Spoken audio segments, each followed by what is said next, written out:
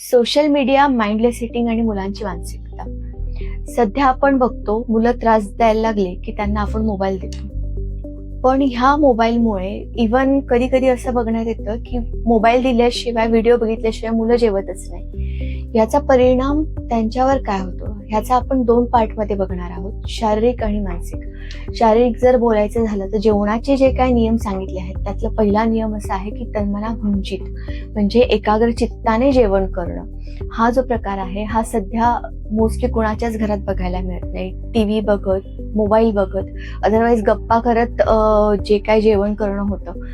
अन्नाकडे लक्ष नसल्या कारणाने पचन हे बिघडतं. पचन बिघडल्या कारणाने ऍब्सॉर्प्शन बिघडतं. ऍब्सॉर्प्शन बिघडल्याने व्हिटॅमिन डिफिशियन्सी ज्या आहे त्या बघायला मिळतात. हा एक पार्ट. आणि अन्नाकडे लक्ष नसल्याने आणि मुलांमध्ये टिपिकली जर बोलायचं झालं त्या मुलांना अंदाज येत नाही मोबाईल बघण्याच्या नादामध्ये. सो अतिरिक्त जेवण हे त्यांच्याकडनं केलं जातं. त्यातनं अजीर्ण होतं. अजीर्णामधनं कृमींची उत्पत्ती होते आणि कृमींमुळे विविध आजार हे समोर यायला लागतात. हा झाला पचनाशी रिलेटेड पार्ट किंवा शारीरिक जे काय व्याधी आपल्याला बघायला मिळतात तो.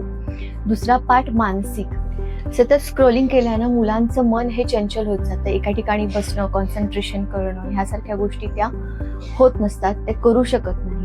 हा एक पार्ट. आणि दुसरं असं की सतत एके ठिकाणी बसणं किंवा फक्त बोटांचे जे काय आहे मोटर ऍक्टिव्हिटीज न झाल्या कारणाने पुढे जाऊन या मुलांना साधं पेन पेन्सिल पकडणंही कठीण होत जातं. यावरील उपाय म्हणजे मुलांसोबत ऍक्टिव्हली पार्टिसिपेट करणं, त्यांच्यासोबत गेम खेळणं, मैदानी खेळ खेळणं किंवा भ्रामरीसारखे प्राणायाम करणं, सूर्यनमस्कार करून घेणं.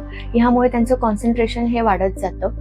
शिवाय स्क्रीनिंग हे कमी करणं हा त्यातली बेस्ट उपाय आहे. हा व्हिडिओ तुम्हाला आवडला असल्यास नक्कीच लाईक करा, शेअर करा.